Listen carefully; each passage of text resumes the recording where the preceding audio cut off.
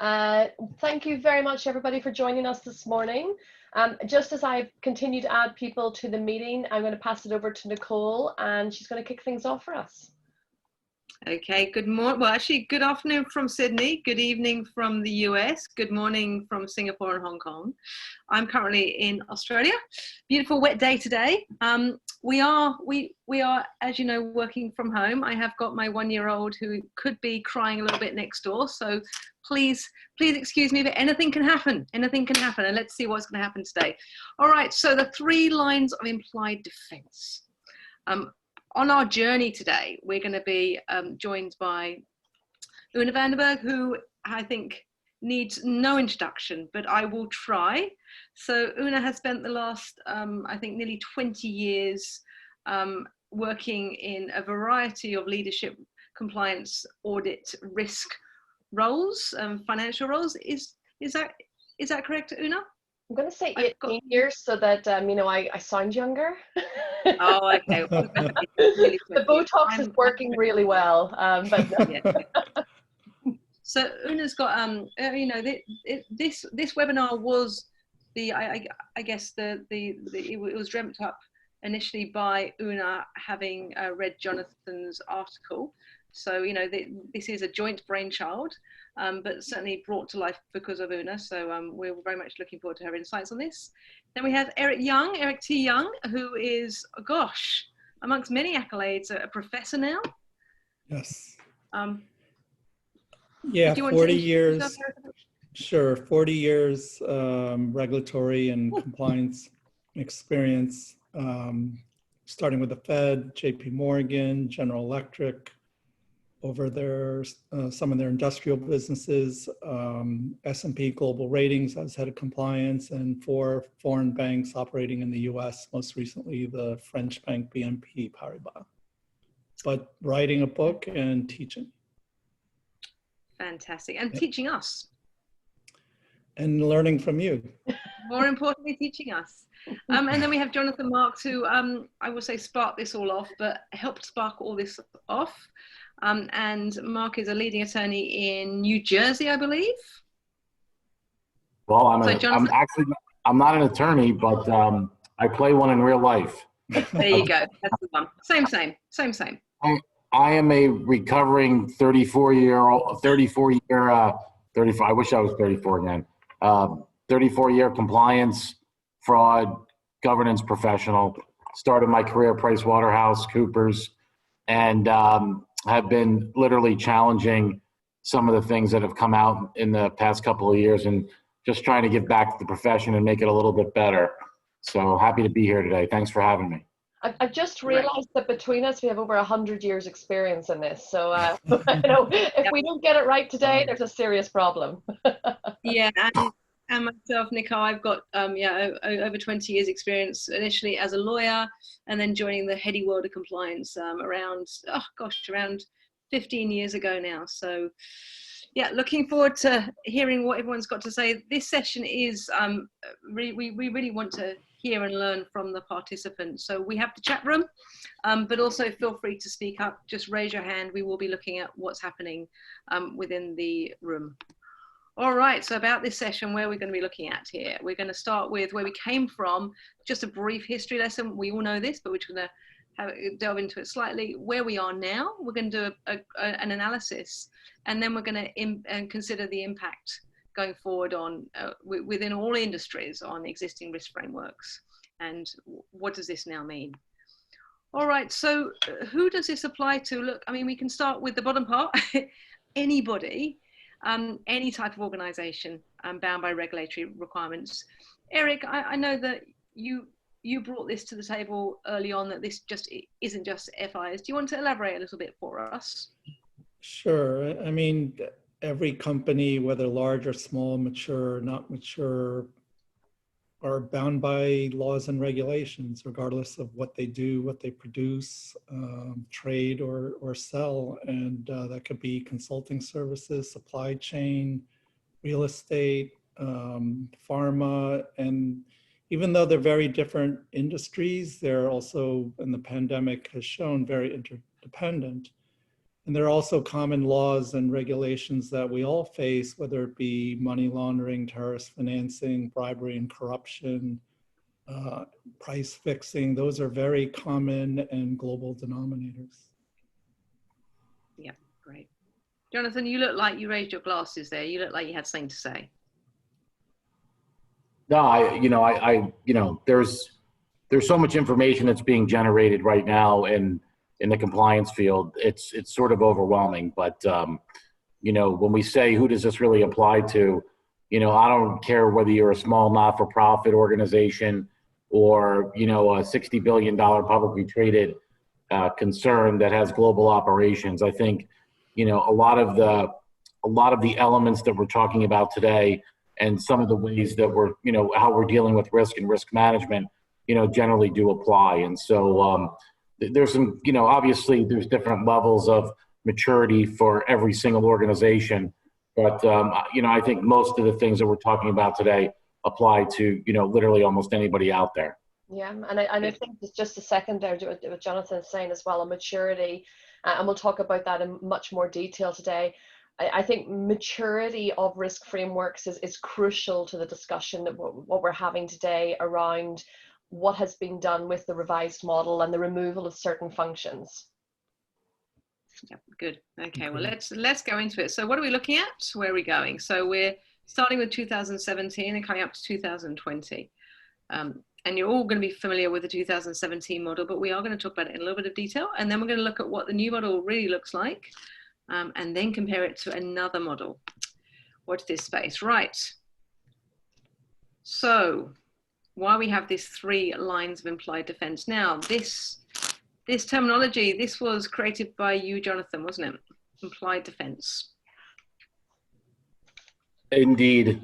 I mean, I don't know if I'll take full credit for it, but, the reason behind it is, I think when you draw lines, I think there's something still there with regards to sort of a defensive stance. And so, we talk about issues related to organizations that are having problems in dealing with not only operationalizing compliance, but, building effective risk management programs. And I guarantee you, anybody out there today that's on the call will tell you that if you did root cause on why companies fail in achieving, or there are breakdowns, I think one of the things that, certainly is a regular and ongoing actor in all of this are silos. And, rather than looking at this as lines, I think one of the things you'll see later is when I try to put a model together that I thought made sense from where we are today in the modern world, I relabeled them as roles. Yeah. Yeah, and I think that's really important, Nicole, just what Jonathan's saying there in respect of silos. And that was one of the misrepresentations with the initial 3 lines of defense model, where it was seen in terms of quite linear. This is the first line responsibility, this is the second line, and this is the third line. And what that actually created was gray areas and indeed risk control gaps between, in particular, the first and second line, and also ambiguity to an extent on roles and responsibilities. Who is responsible for mitigating and controlling the risk? And so, as Jonathan rightly said, we still, in the revised model, while it's not 3 lines of defense, there still is 3 lines. And those 3 lines, as Eric was talking earlier yesterday, is saying that those 3 lines could in fact be walls, and they could be viewed as walls, because that is unfortunately the impact that they're having in some organizations. Good. All right, well, let's get into it. Just before we get into it, Una's put a message into the chat room. If you've got any questions, want to raise any issues, please do so. So you have a choice. You can either raise them openly and raise them to the whole group, and we will deal with those questions as we go along, or raise them to Una directly as a private message. She won't use your name, and she will try to answer the question. So however you want to deal with it. If you want to talk, if you've got if there's something that you actually want to add and share yourself, just please put your hand up and we will be monitoring it. And finally, importantly, we are recording this. And also, if right, there's something that we say that you agree with or disagree with, feel free to use the reactions buttons. Oh yes, yeah. All right, guys, you know this. I'm not going to go through it. We got the first, the second, and the third line. This is where we came from, with internal audit sitting firmly in the third line. And here we go. So we've got management who are responsible for the risks, and that's a part of their day-to-day, their activity for achieving objectives. And then we have the second line, and the second line obviously is go from compliance. There should probably be legal in there as well. Risk, quality, inspection, etc. And then obviously we have internal audits that sit outside of management. But interestingly, in this line, they report to management and also report to the governing body as well. Una, did you want to add anything to the slide? Yeah. If I may, and we didn't talk about it in the first session, and we can talk about it later when we talk about culture, is another missing group I think is important is human resources. Oh, yes. It is very much about people and their behaviors, and that cuts across everyone, everything. But we can talk about that when we get to the... Yeah, it's interesting you mentioned that, Eric. In fact, Nicole and I had a discussion earlier this week, not to kind of go off on a tangent here, on that very specific point, where we had read recently a discussion where culture needs to be embedded at the very beginning, at least when we're onboarding people, and we should be assessing individuals as to whether they are in conformity with the culture of the organization. And we were actually asking, like, how do you qualify and quantify that at an onboarding stage? And we were actually wondering if there was any psychological or behavioral studies out there that covered this. So that, I know that could be a whole other discussion, but it was actually a really interesting point, because people are raising that now. And I think, absolutely. Nicole, please. Well, I was going to say, I think what we're all talking about here, and it's going to come out, I think, in every single slide, is culture. Yes.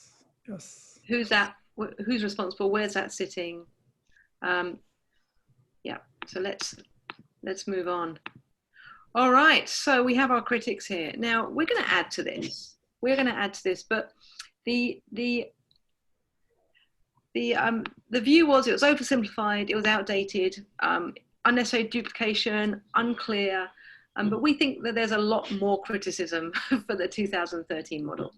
Una, did you want to lead this? I'm going to use the word criticism because I think it is necessary. Did you want to lead this discussion? Yeah, I first just want to caveat this that the Muppet Show slide has nothing to do with anybody that's involved in creating models. just to remove us from any kind of future. Just supposed to be critics. No, I actually think Jonathan spoke to this really well in our previous webinar as well. I actually don't agree with EY about unnecessary duplication. It goes back to what I said earlier. What we are seeing in enforcement action to date is not about duplication of efforts. It's actually about failures in gaps. And that is what I feel is what was missing in the previous model. And to an extent, I think it's going to continue into the new model. Was the previous model oversimplified and outdated? Well, you could actually argue that the new model, because it's much more streamlined and simplified, could actually be more overly simplified than the previous model. So it is actually quite interesting kind of feedback that's being given on the previous model and then what we have now. Is the new model an enhancement or in any way, more clear in terms of what we need to achieve? I worry it's not. But again, Jonathan has some really great views on this. Yeah, I looked at the old model that was created in 2013, and as I said in 12 hours ago, 10 hours ago, however long it was, this is not really a true criticism of the IIA. I think it's a great thing that they're trying to do, but when you looked at the original model, you saw 3 lines of defense, and we were talking about having companies and how do companies grow. The only way companies grow sometimes is by taking good risk. And so, by being, risk adverse, so to speak, which I think was implied, I think sent the wrong message. And I think when you go back and you look at risk appetites of companies and you look at what the board's expectation is from a strategy perspective, and then you look at, how management's supposed to execute and so on and so forth.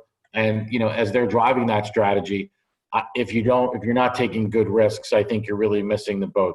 Now, I understood what they were trying to do, so that was not something that I glommed onto, intensely. But I will tell you that when I did look at the first model, I thought to myself that, when you put that visual out there and you start talking about the 3 lines of defense, I think you put up some pretty hefty sort of demands from the different functions. And so, is it really, internal audit's job to stop things? Is it really management and the controls, and the internal controls, is that their job to stop things? And that's what I think some of this really implies. And the answer to that, and I think, we talked about this earlier, was, compliance and internal controls are really everyone's responsibility. It's not internal audit's job to build controls. It's not, compliance's role to build controls, but it is everyone's job to have integrity, and it is everyone's job to, make sure that when they put a process together, that the requisite controls there are designed appropriately, looking at barriers, obstacles, and hurdles, and what the objective you're trying to achieve, and with the right amount of accountability. And so, that's one of the things that I thought was really missing too from the first go at this, was the accountability piece. And I thought the IIA did, and COSO did, an interesting thing when they tried to put a paper together, kind of using COSO to leverage the 3 lines of defense. And, when you talk about the components of COSO and layering that in here, I think it really does, kind of enhance what the original effort was. But I think overall, there's a lot of work to be done here. And I think that, we talked about this too, is that, boards aren't going to look at a 13-page document. They're going to look at the visual, because that's what's going to be fed to them. And I think there's a lot to be said by not showing them a visual that makes a whole lot of sense. So I agree with you, Una. I don't think that there was unnecessary duplication of effort. I think there was a message that was trying to be sent that was not crafted in the right way. And I think, the IIA recognized that from the feedback over the 7 years, and, tried, to come out with a better version of itself in this model. And I think we all can agree that I believe they failed at it. Well, let's have a look at what they actually did. So within the review, we had Jonathan John, there she is, and she put together some criteria for the model, and let's go through and see maybe what's missing. So flexible to allow for diversity of users, look at the, take into account ever-changing nature of organizations and the environments, and the governance must be able to engage the model and concepts, decide the most appropriate way to establish structure and resources, and address situations that exist where the 3 distinct lines are not in place. So Eric or Jonathan, you had some interesting observations about this yesterday in relation to governance, and maybe what was missing from this review, or these aspirations. A couple of things, if I may. One, the language is incredibly vague, so it can kind of mean anything. And I think clarity and precision is even more important today in this pandemic environment, where there is going to be likely more misconduct. Firms are going to be desperate to generate revenue at all costs, no pun intended, because they'll be cutting costs. And Jonathan's points are spot on that he just made, particularly because if you think of the 3 lines, the key words that he mentioned, and then if you throw in the sentencing guidelines, the key word that he mentioned is process.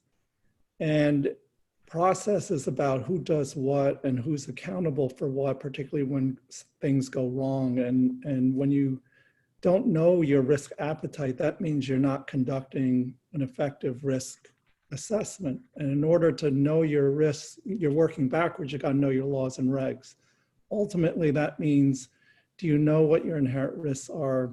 Do you have controls? But the only way to identify and inventory your controls is to map out your processes, whether it be an assembly line, supply chain, whatever the case may be. So it's less lines, but more swim lanes of who does what over what controls. Then that way you can determine your residual risk, and from there, whether it's above or below the board approved, and this is where governance comes in, risk appetites that they need to be aware of and managing, not managing, but overseeing management to make sure that they're being properly managed. Excellent. All right, let's move on. Let's see. Okay, so we get Nicole, just on that previous slide as well. And I think one point there, and again, we've touched on it earlier today, but being flexible to allow for a diversity of users. And we're still seeing increasing enforcement action in mature organizations, which is frightening to an extent, given the amount of money and time and efforts that have been invested in, as Eric was talking about, understanding the risks that are inherent in their business, and they're in a much more sophisticated position to be able to understand the regulatory frameworks. My concern, however, is more towards, and again, recent enforcement action around fintechs, Wirecard, Robinhood, for example. Diversity of users also speaks to a maturity of the user, and that's something which, again, the IIA model transcends across industries, pharmaceutical, FIs, etc. And we just need to be mindful here that some people, as we talked earlier, may take this in a literal sense. And it's going to be interesting to see whether this actually causes more enforcement action, because there is less concentration or focus, as Eric spoke there, about laws, regulations, and your risk framework. Absolutely. Let's break it down then. Let's have a look at what we're looking at. So this is the new model. It is on now the 2023 lines. So we've got the first line and the second line, both within management. Internal audit now don't report to management. They have this reporting line backwards and forwards to the governing body. So, obviously internal audit has, I guess, improved their independence. They've gone up in status. And I think one of the points I'd like to make is there's clearly a number of roles, I would say, being identified. There's missing identification of specific parties, specific areas. And I think what we want to do is look at what the ramifications is for with that, and what's that going to mean. So before we go on to look at this, Una, did you want to speak to this new model and just give your overview? The one overarching comment that I have is, again, going back to culture, is with regards to the role of the governing body stipulating integrity. And this is something we talked about previously as well. Integrity is, and being compliant is everybody's role and responsibility within an organization. And it was interesting to see that they put integrity specifically as a role sitting within the governing body. Yes, there must be a tone from the top, and yes, this must transcend through the organization, but we need to be mindful as well that again, as I just said, rather than repeating myself, integrity is a quality and a value that every single individual in the organization should possess across all three lines. Yeah, just a little misnomer though. Everyone talks about tone from the top. Just because you have good tone from the top doesn't mean you have an ethical organization. And I think that's where the regulators have really gotten wise and said, that's why compliance needs to be operationalized. And that's why some of the disparate things that have gone on over the last 7 or 8 years have now manifested themselves. And, you've taken this whole gelatinous type of an exercise and you've created a compliance function. And I think that's why we're really here today, is because it became blatantly obvious to many of us that, you're putting, if you look at this and look, we're all visual people to some degree, but if you're presenting this as sort of your model for creating and you're laying everything on internal audit and management, your mind starts going, well, where's compliance? Where's legal? You talked a little bit about human resources before, but, from an overall risk perspective, if we're creating a more enterprise resilient ecosystem by being more business intelligent, where is compliance? I mean, you'd have to be living under a rock to not know about all the things that happened from 2013 to 2020. And we can go on and on and on. We could talk about all the deferred and non-prosecution agreements in the United States. We could talk about some of the things that have happened globally. the passing of the UK Bribery Act, and other types of things throughout the globe. But it's kind of an interesting proposition that they lay everything here, and it almost looks like internal audit is front and center. And I think, I think that's a misnomer. And I think if you get too comfortable with that, then I think people are going to be missing the picture. And, hopefully we talk about that in a little bit. Particularly because audit's universe of risks and prioritization of their risk assessment will be very different than what compliance's risk assessment is around laws and regs. So how they schedule their periodic testing will be a lot different in priority and frequency than the continuous monitoring and surveillance that compliance is expected to do, particularly in the financial services industry, not just to test, but to challenge on a continuous basis. We talked about this in the first session. I don't know if now's the time to talk about the role of compliance and risk management, where they need to be independent. Risk management needs to be independently validating models, no pun intended again, around pricing models, particularly on the trading floor, and regulators define model very broadly and expect an independent body to double check and challenge that these business people are designing in terms of models to make sure customers are not harmed, markets are not abused. Yeah, I think as well, we also just think about senior management regimes as well that are being rolled out globally. In some instances, they already existed in certain jurisdictions. And it's interesting, there's a question in the chat room as well, specific to this, about, responsibility and accountability specific to the compliance, to the head of compliance, where the MAS has worded the responsibility in the payments sector of the compliance officer as ultimately responsible and accountable for ensuring compliance. And I actually have quite a strong view in this. I think that compliance, we are being paid more and more money to do our job. And there's a reason for that, because it carries with it an integral risk. Because if you do get it wrong and you get it through, you will have individual liability. So I actually do like the direction that the MAS has gone in respect of ensuring that compliance understands the importance of their role, and it's not a pen pushing or paper pushing exercise. But are compliance ultimately responsible for ensuring compliance? Of course they're not. They're an advisory and monitoring function. They're there to support the business. Compliance is ultimately not just everybody's responsibility, but ultimately sits at senior management and the governing body. And I think also one of the points that was raised yesterday, and this goes to the maturity, the culture and the maturity of the organization, is obviously many organizations have compliance sitting within the business, sitting within operations. And I think, Eric, one of the points that you raised yesterday was, well, how can they challenge? How can they be independent? How does it actually work?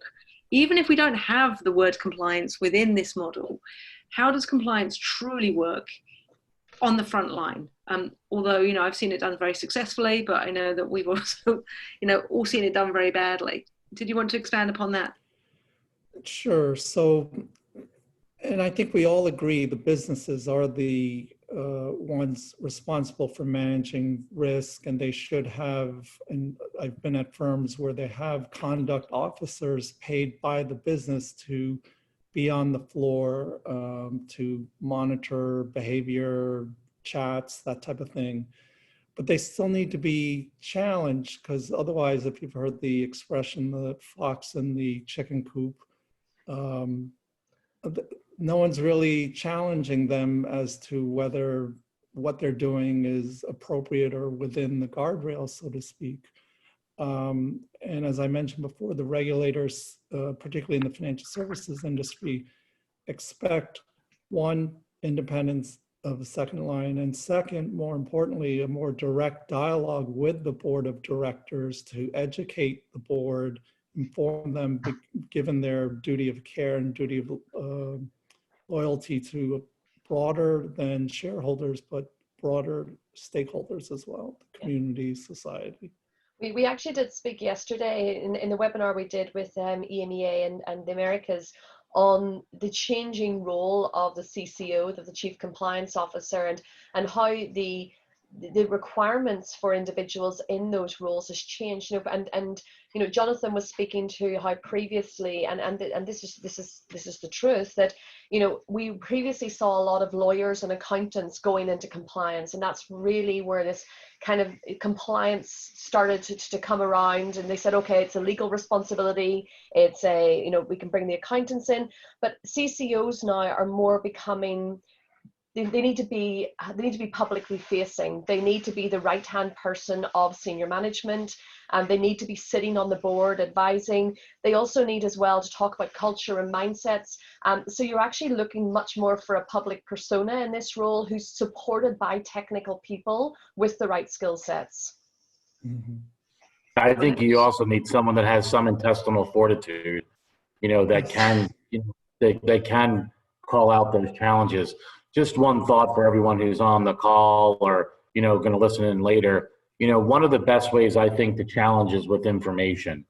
And I think the regulators did a really nice job in saying, hey, you know what? You need to be smarter when it comes to, looking at data and using that data to your advantage. We talk about ongoing or continuous monitoring, and that's wonderful. But, calling out key risk indicators or key process indicators and other types of data where you can actually show management and challenge management with regard to certain risks, I think that is ultra critical.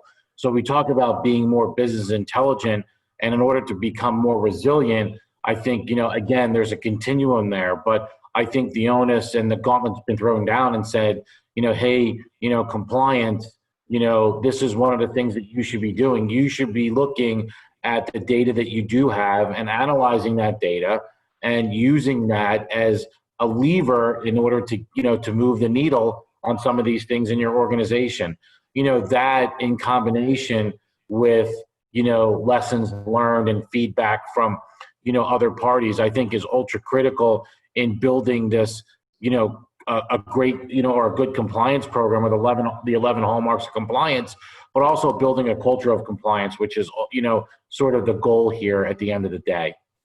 And Excel spreadsheets aren't going to do it in terms of the data, the technology, particularly because regulators, through risk assessments, now expect predictive analytics, not just reactive, historic information pulled together through manual spreadsheets. Yeah, and we've talked for years as well about spreadsheet risk, and many organizations still don't seem to have cottoned on to this, and many risk frameworks, in fact most, I think BlackRock would be the exception with Aladdin, but many risk frameworks have been built upon manual policies, procedures, etc. And if we're not automating our risk frameworks, we're not being proactive in identification, we're not being real-time identification, and we're constantly going to be on the back foot trying to identify risks. And I think the pandemic has really brought to light a lot of this with a lot of this for us. We expect internal audit, for example, in particular, to be forward-looking. We expect them to be able to identify not just existing and top risks, but also emerging risks. And it's going to be interesting on the back of the pandemic to see what enforcement action begins to come through, in particular around fraud, and to see how this could have been avoided if people had looked in the right way.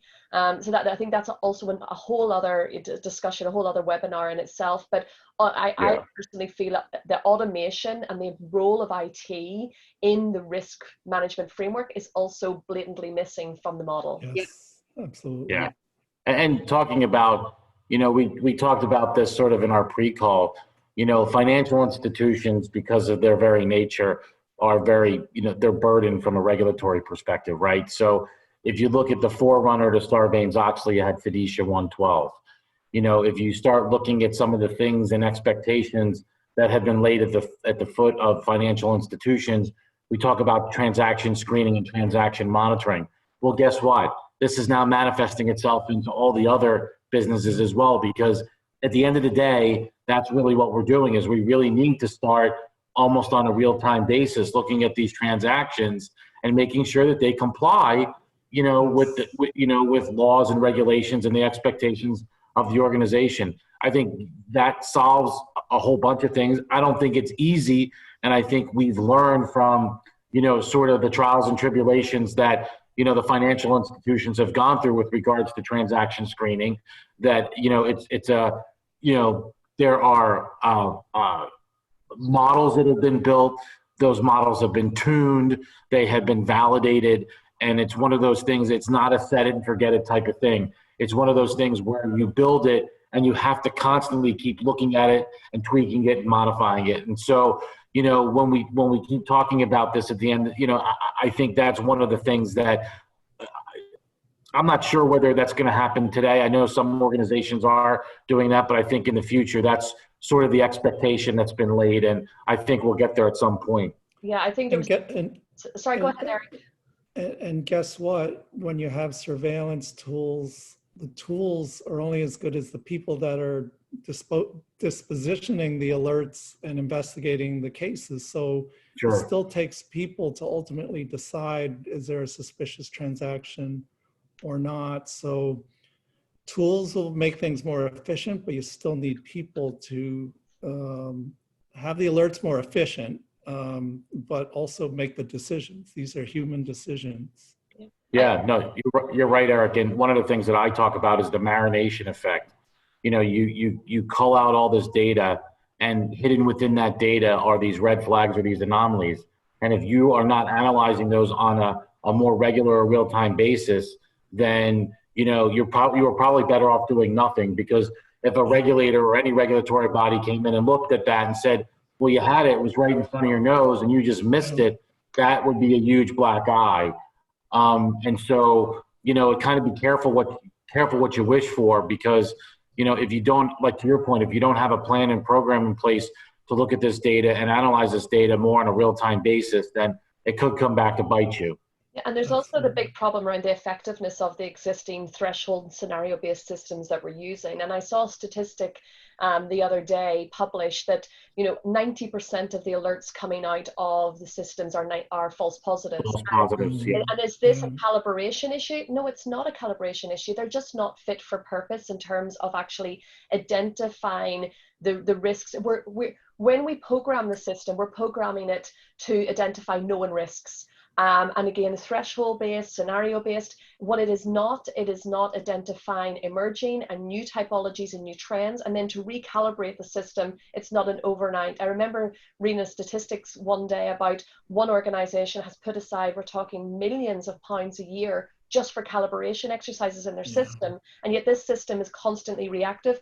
In addition to that, these systems don't work for certain transactions. Correspondent banking is a fantastic example. If you want to really understand risk within your book and correspondent banking, you're having to pull together data from multiple sources to do proper data analytics to identify, complex networks and understand, the real risks. And again, when I'm speaking with people in the industry, having worked in the industry myself, when I see the number of backlogs that we have across the industry in clearing these alerts, the money that's being invested in the clearance, and the fact in terms of the translation to SARS from them, the translation to SARS is around 2%. And obviously I mentioned 90%, so how does that calibrate? The other 8% of SARS that are submitted are not because of risks identified in the alert. It's actually other risks identified in the book that were found because we had to look at the client file as a result of the transaction monitoring alert, which itself was a false positive. So these systems they're not working, they're not cutting it, and organizations are spending an incredible amount of money on putting them in place. And it worries me. Eric made a very, very valid point. Skill sets of individuals that are reviewing these alerts. Two issues. Yeah. One, KPI driven reviews. I have to review 10 alerts a day. How much detail and focus am I going to give? And secondly, do these individuals actually have investigative skill sets? We're looking at people. We need people from the police force, from governmental agencies that really understand these networks and how they look and feel. But we're actually, in many cases, bringing in junior people, straight fresh in from university, fresh into compliance, giving them a 1 hour, 2 hour training session, and then saying, "Go, be free, do your work." That's not going to get you results. Yeah, the taking them off the school bus and putting them on the front lines doesn't necessarily work. But I will add one point to that, and that is, one of the things that I think we've all seen too, maybe even in our organization, is we try to solve a problem by buying software, and that's not the answer. Many of this has to be scoped out first, and then you need the people and the process before you can layer in the technology. So I used to say lean before digitizing, so understand the process and then build the tool. But interestingly, some regulators have opposing opinions on that. For example, the HKMA is very clear in Hong Kong that you need to make sure you have the right people to support the systems, that you really understand what the system is going to do before you roll it out. Other regulators, it's very much you need this system, tick the box.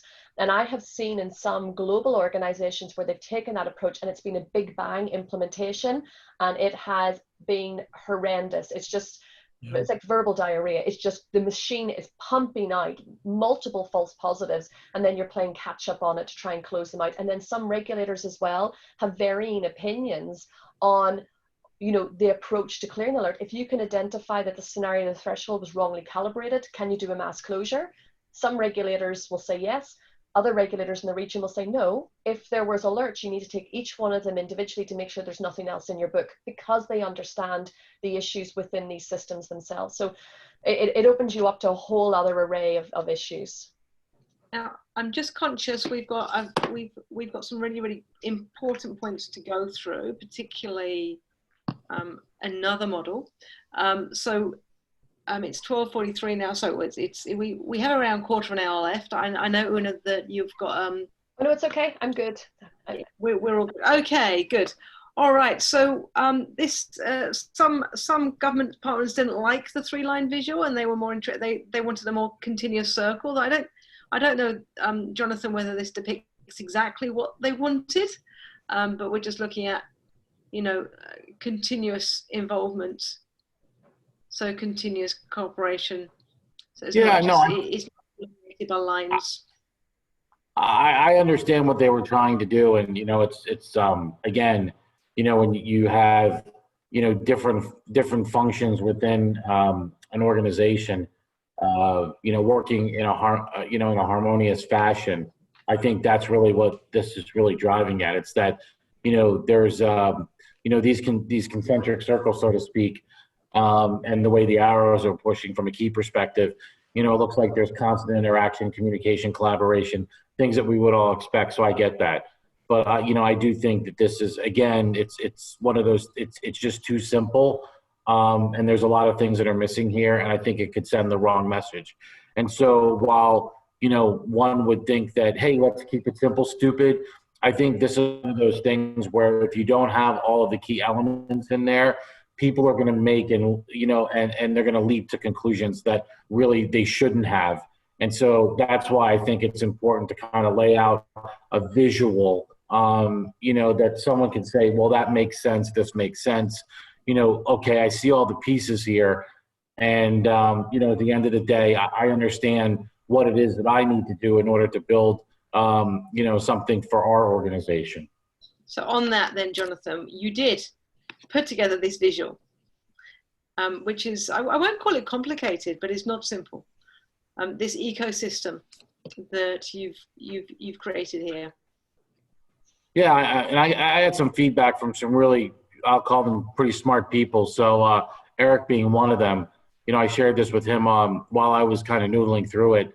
And Bob Maynardi was the other individual that I reached out to. And, you're talking about folks that have combined probably 65 years of, internal audit compliance and, and risk management experience. So, I thought to myself, if I was sitting in a boardroom and I was trying to explain, what an enterprise resilient ecosystem looked like, these are the things that I would include. Now, again, I think the IIA did a good thing by trying to create, a model. But I think that there were so many things that happened over the 7 years leading up to this with regards to,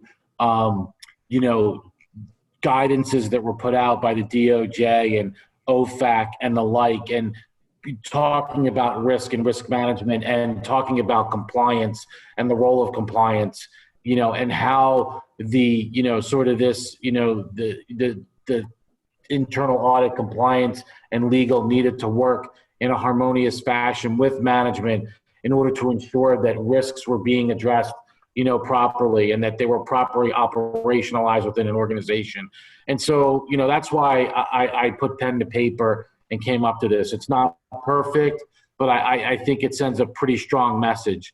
The other thing I included in there, like I said before, I believe anyway, the IIA and COSO did a paper on using COSO to leverage, their model. And, from a framework perspective, I think, COSO does a pretty admirable job, and it's one of those foundational things that I think most organizations are using, if not for the Australian, New Zealand model or some of the other models that are out there. So, whether it's COSO or something else, I think that you need to have that in there, because I think it adds a bit more clarity with regards to some of the key components that would be in a model of this type. And so, again, this is not rocket science, and I applaud the IIA for at least going out and trying to do something. But from my perspective, I think they missed the mark.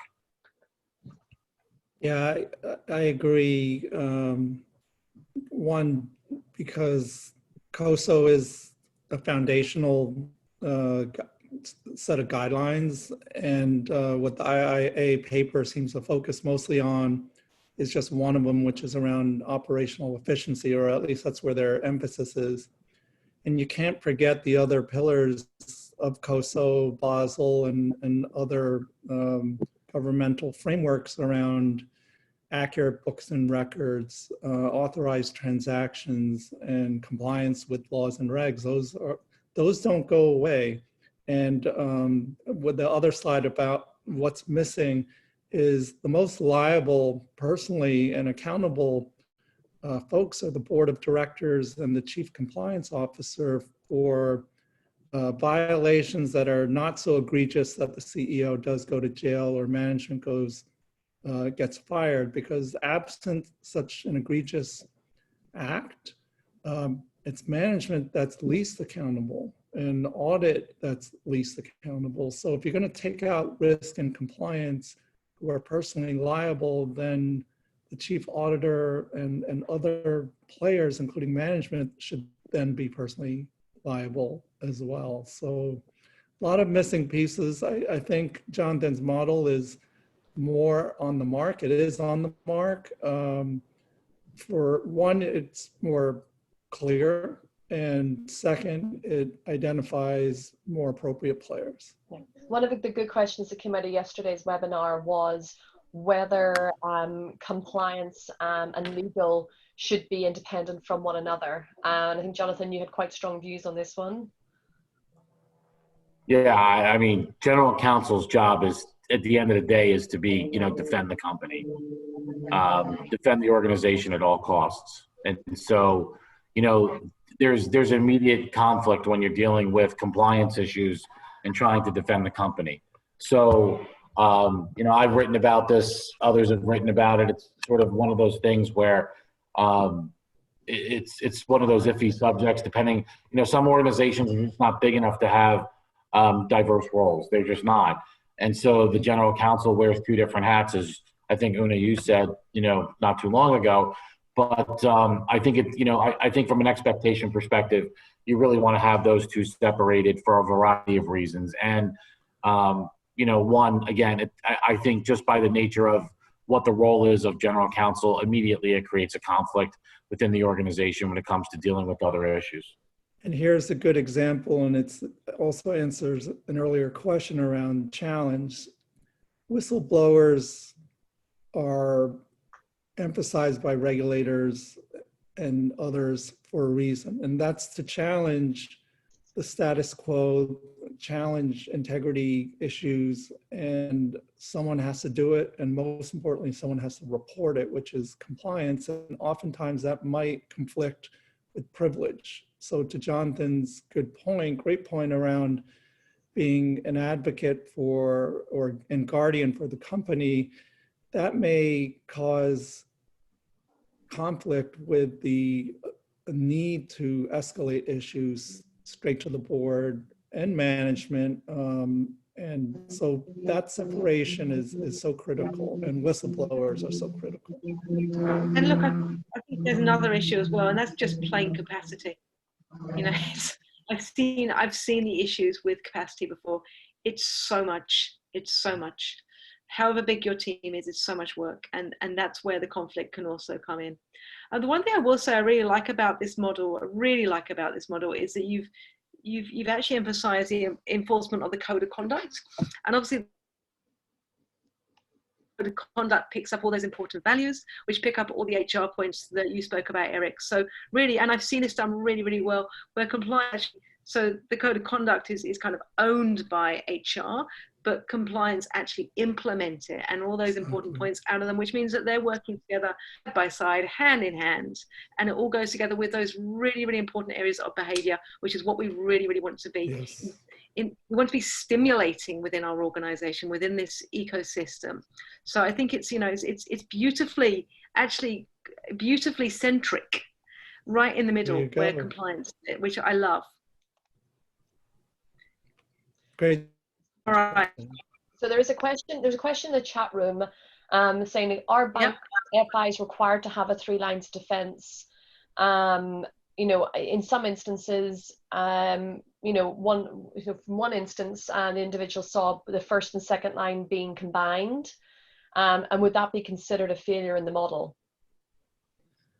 So if I may, if you look at page 7 and page 9 of the IA paper, they do include caveats citing that for the financial services industry, regulators still expect 2 things. One, a direct dialogue with the board of directors, and that could be a reporting line or certainly reporting an escalation of issues on an independent basis. And second, that CCOs and compliance need to remain independent, because the bank regulators, financial services regulators, continuously and will never stop asking, do you have adequate resources to have an effective compliance program? So this is sorry, can I make a comment?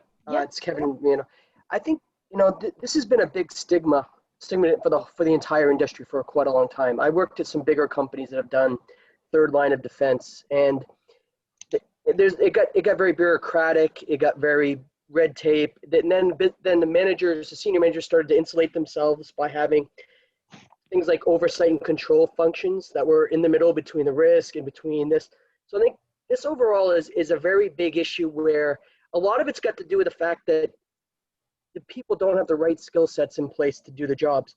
So for example, in risk management, the skill sets are very like analytical, communication, being able to get people together in the same room together, get all of these groups together and tie them together to come up with solutions for the senior management. If risk management doesn't do that, or oversight and control is there, then it becomes isolated and very siloed and very ineffective. So there's a lot of this there's a certain level of, what's the word? It's not a science, it's more of an art, where you have to get people together working and doing their roles, what they should be doing, and tie it together with technology and with forward-looking metrics that help the management understand what's going on in their businesses. And I think this has been something that's been going on for a long time, since 2013 when this kind of came up, is how do you overlay the compliance role, the audit role, and those with an effective kind of in between for management that actually does the process related stuff, the technology, all these analytical things, along with compliance and audit and other groups together to make it effective. When you silo these things out, they become very ineffective, and they become very bureaucratic and very costly, because you have lots of costs involved with the entire organization of risk in 3rd line of defense. So the faster we can get this sort of integrated better, but continuing to be siloed to a certain degree with expertise and things, I think companies will do much better, and their management will have a better understanding of what their risks are in their business level, and be able to manage better from that perspective. If it's not done correctly, this becomes a very costly, very hard thing to manage. And most companies, even the largest companies in financial industry, have issues with this. And they keep switching and changing it because it's very cost ineffective. Kevin, your comments are very well taken. I will tell you that I go to my grave saying this, but for those folks that are out there, if you think that developing a risk management program is complicated and you need all types of statistical and regression models, you're nuts. You really don't need to do that. People try to make this whole process so complicated, it's not even. The silo thing that, the silo issue that you bring up is one of those things where, when I go into an organization and they ask me to perform a risk assessment and I say, well, how do you rank your risks? And they go high, medium, and low. And then I go and I look at the enterprise risk or the risk folks and I say, well, how do you rank your risks? And they go 1, 2, 3, 4, 5. I immediately know at that point there's a problem. And if I'm a regulator coming in and I see that there's a disparate ranking between how we're looking at enterprise risks as compared to, for example, fraud risks or compliance risks, to me, that's a giant red flag. So, I think we're talking about the same thing, but I think your point is really well taken. And I can assure you that there seems to be people try to over-engineer this process, even at the board level. If I'm a board member and I don't understand my business, get off, because one of your jobs is to really understand how can you assess risk or determine what's right or what's wrong if you don't understand the business. If I walk up to a board member and say, what's your top risks, and they say, oh, they're clever, and they go, oh, well, cyber risks are number one risk. I'm like, I'm not asking you for that. Why don't you give me your 4th, 5th, and 6th risk that you're looking at? And they said, well, we're focusing in on cyber. I immediately know that they don't understand the risk framework within the organization. And so, it's one of my passions to kind of help the board get out of their own way. And I think a big lesson learned for a lot of us, specifically in the US, was the Bluebell case, and related to Caremark, and looked at the board's responsibility for kind of challenging compliance. And when we talk about challenging, there's one other piece in there that I wanted to add, and that is you need to challenge with the right level of skepticism. That always seems to be left out, but when you talk about having the right people in place from a resource perspective, you need to challenge. Those individuals need to be trained properly so that they can apply the right level of skepticism, because if you don't have that, then it's really kind of very difficult to determine whether what you're being fed is good or something that's just absolutely bad that's going to cause you to have an upset stomach in pretty short order. Yeah, and one of the things that I would add to that as well is, and not to burst anybody's bubbles if they think otherwise, but risk management is not rocket science. And if you can't explain it in its simplest form, is going back to Jonathan's point there on simplicity and understanding your risks, you have a serious problem. And in exactly what Jonathan said, many organizations who would look at themselves as more mature have over-engineered this to within an inch of its life. They have first line 1.5, 2, 2.5, compliance assurance, etc. And even Wells Fargo, for example, are publicly, talking now about how they're building basically an in-between 1.5 to straddle between the first and second line to make sure that policies and procedures translate from the first to the second line. And you have to ask yourself, what is going on? Wells Fargo in particular, as we know, has spent, I think something around 20 billion US dollars in 4 years on compliance related risks. 11 billion of that was on consultants. And I have to say, if I was in their positions, I'd be asking for some of my money back, because this is a pretty serious problem. If you're continuing after 20 billion investment to continue to have compliance related problems, you've definitely been getting it absolutely wrong. Give me 1 billion US dollars and I'll fix it for you. And one thing one thing we did at one of the banks that I worked at was we had an expression, don't pollute the lake, let's empty the lake. And what that meant was stop throwing good money after bad by putting in more technology and process. And instead what we did was took a step back. We had small team of business, risk, compliance, audit, map out what the process should be, come up with the right swim lanes of roles, responsibilities, where do the controls fit? And it was amazing how much duplication and zigzagging of process back and forth. There's a bureaucracy, and then you build the tools on top of it. So by actually taking a blank piece of paper and actually mapping out how the assembly line, so to speak, and process should be, you come up with a much simpler, more efficient, cheaper, but smarter model with clear roles and responsibilities.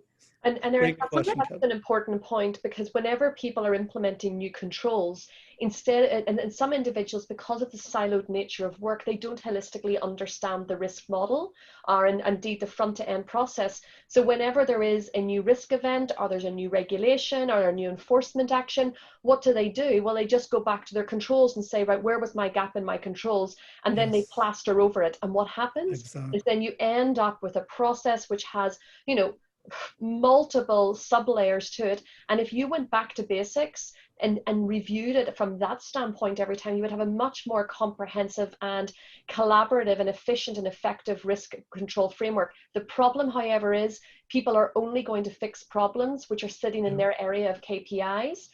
So, you know, if they see a problem that needs to be looked at holistically, they're going to say, well, look, I have a time frame to implement this. It's going to affect my KPIs if I don't. So I'm just going to focus on getting this done, and I don't care about anything else. And unfortunately, that's the attitude I've seen in many organizations.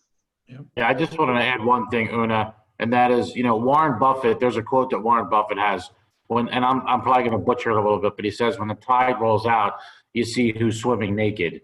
And there's, from a risk perspective, I think a lot of organizations create sort of this controlled confusion because they really don't want to know the right answers. If you have a chief financial officer or principal financial officer who is supposed to be one of the stewards of risk, you know, in charge of risk management, and you bring something to his or her attention that they haven't addressed in 3 years, how do you think that makes them look or feel? It doesn't. It makes them look or feel incompetent. And so, you know, there's a big human element that goes into this too. And I think the next slide is really kind of interesting because we're now talking about the future of compliance and how that kind of all comes together. But you know, I just wanted to point out there, Una, that, you know, a lot of times, even though it's not difficult, I think organizations create sort of this controlled chaos because they want to kind of keep it away a little bit because they know if they find out, then they're going to have to deal with that. And I can tell you from doing investigatory work for a very, very long time that is not, this is not a fairy tale. It's an actuality, and it happens more than we actually think. You know, absolutely. And Kevin's point about skill sets and knowledge and experience plays a massive role here. There are certain people at senior management levels who don't have the necessary skills and experience. In those instances, they should be hiring the right people to complement their skill sets. And in some instances, because of egos, they don't, because they don't want to be exposed or indeed have somebody that comes across as more knowledgeable than them. So it becomes a very vicious circle, and that it obviously contributes significantly to this issue. Including at the board level. Do they have the right skill sets? Absolutely. Well, on skill set. Oh, sorry, Kevin. Just a really quick one, but I'll give you an example which makes kind of shows this. So, in Asia by itself, you've got, you know, different countries with different compliance and different regulations and different licenses and everything, but the overlay of the risk management is actually very globalized, right? So, the risk management itself is globalized, and it's sort of an overlay of all these different areas. So in Japan, the compliance officer is very Japan specific. The regulations there, they're protecting the company from going to jail basically due to, you know, regulatory issues and problems, reputational issues and everything. But the risk piece itself is sort of an overlay of that, which brings another level of processes, people, and then technology and everything on top of that, which should be tied together with them. It's a really good example of how you got to separate the two. because you can't be a risk manager and understand Japanese regulations like a compliance officer. But at the same time, you have to have enough information to be able to work with the compliance officer and the management and everyone to tie that into everything else that mitigates the risks around your business. Yep. So that's just a good example of siloed versus global and more across the different things, which I think is a good example of what a lot of markets have same issues with. And also, Kevin, as well, specific to Japanese and South Korean regulations, they're incredibly rules-based, not principles-based compared to other regulators. And in fact, yeah, and whenever people ask me, about countries which I'm willing to have, which I'm willing to kind of talk as an authority on, I kind of step back. Well, even though I've worked, for example, for MUFG for a number of years, I step back from Japanese and South Korea, Japan and South Korea requirements because they are so rules-based. And, to have somebody that really has a comprehensive understanding of every angle of the legislative requirements is incredibly challenging. So, you're exactly right in what you're saying. So we've had some good questions in the chat room. So the first one is dealing with the Chief Risk Office, which I really like. So many large firms, many financial firms are moving compliance reporting into the Chief Risk Office. So how does this impact this model that we're viewing currently, so the 2020 model? For example, Wells Fargo, Credit Suisse, State Street. I think what's challenge we're seeing in some of these organizations, and I spoke to it on a post that I made on LinkedIn the other day, was in particular Credit Suisse. Credit Suisse have had multiple failures over the past year. They've had a spine scandal. They've had a Wirecard trading, offloading, I believe it was 1 billion worth of shares from their books after the FT article broke, before everything else kind of came to light.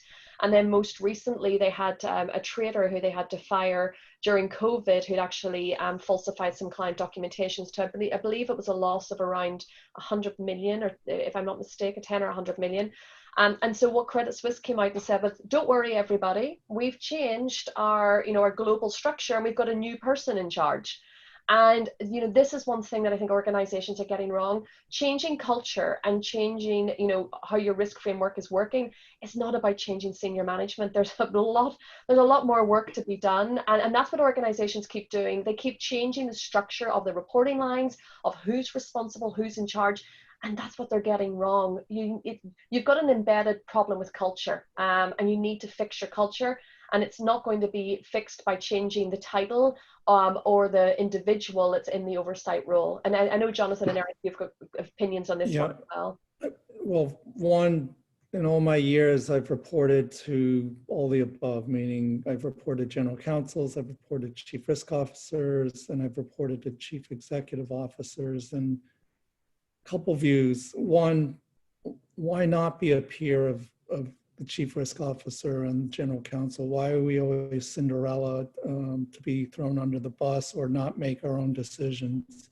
But having said that, the reality also is that, in this environment, there is, as the pendulum goes back and forth, and until the next blow up, when there's a need to build up resources, there's going to be consolidation of, in this case, risk and compliance, or compliance and legal and other industries. The key that I've realized is, as you said, Una, it doesn't matter what the structure is or who's at the top, but how much autonomy compliance continues to have to make decisions, to escalate issues, to go to the board, and to challenge and veto sometimes, because challenge is only as good as the person listening and hearing what's being challenged, and for them to take a step back and actually change their decision or their mind. Otherwise, the challenge is falling on deaf ears. So it goes back to culture, autonomy, and ability and authority to make the decisions. So consolidation's a reality, but it's really who makes the decisions, and compliance risk is not the same as credit risk, market risk, financial risk. It's a legal and it's a regulatory risk, an ethical risk. And we have, thank you very much for that, Eric. And I couldn't agree more. Just going back slightly, just so we're covering off all the points. We have another question. So are all banks, FIs are they required to have a 3-line of defense and whatever we're calling it, the 3 lines models? He said that I've seen one of my clients have line 1 and line 2 together, which is now what we're seeing. Should that be considered a failure in the model? Well, it seems to be that your client's ahead of the game. From what I can see, this is what is now being is now being put forward as the new structure, and this is the whole point that we're talking about: is whether or not this is in the new 3 lines model. Is it a failure having them together without having that independence of compliance and other similar functions? Just going on, because we've got some really, I'm excited about talking about compliance going forward, and I'd actually be really interested in the chat room if anybody wanted to talk about what their thoughts, concerns are about compliance going forward. But obviously we've seen a lot of cost cutting already across the FI industry. We've now discussed that, you know, compliance is, it might well be implied, but it's certainly not explicit, it's not clear in there. You know, is there a weakening of the voice of compliance? And indeed, are we going back to the 1990s? Are we going back, you know, pre, you know, all the enforcement actions that we've spoken about today? Are we undoing some of the great work? And maybe not with the mature organizations, but the newer organizations, the less sophisticated organizations, the startups, the people that will put the checklist approach in place.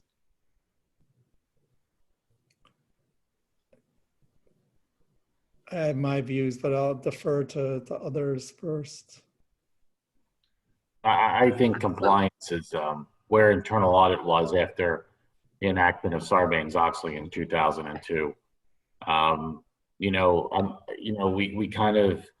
we look at compliance as sort of the ugly stepchild in the corner, and you know, I think that's why, again, I think the regulators are calling this out, that it's something that you know, it's not, you need to pull together all these disparate activities, and now there should be a compliance function. You know, internal audit, I remember, you know, I've been doing this is my 34th year. When I first started, internal audit was sort of a gratuitous position.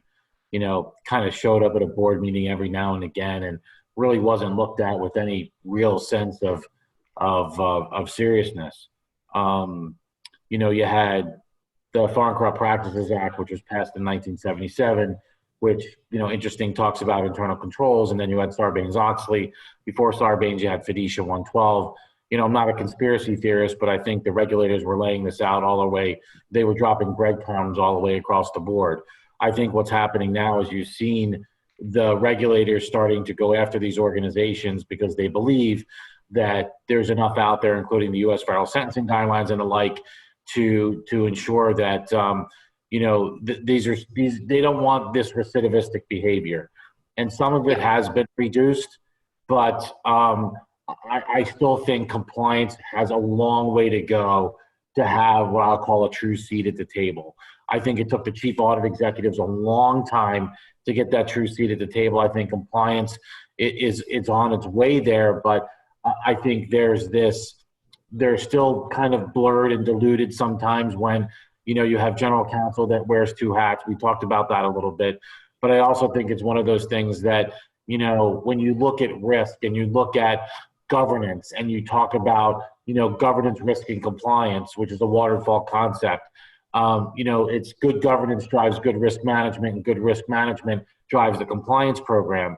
And so, you know, I think we're at the point right now where, you know, the reason why people talk about having the right resources and having the right voice and having, you know, enough skin in the game here is because, you know, we know that we're trying to protect, you know, certain stakeholders out there, and not having compliance in the picture, I think definitely weakens all of this. And, you know, where is this going in the future? You know, like we talked about, you know, maybe internal audit and compliance converge at some point because of the skill sets required in order to execute. So it's kind of interesting, but I think, before we talk about the future of compliance, I think we need to go back and historically map out, how some of these other functions within the organizations came to be and how they, kind of earn their stripes within the corporate ranks.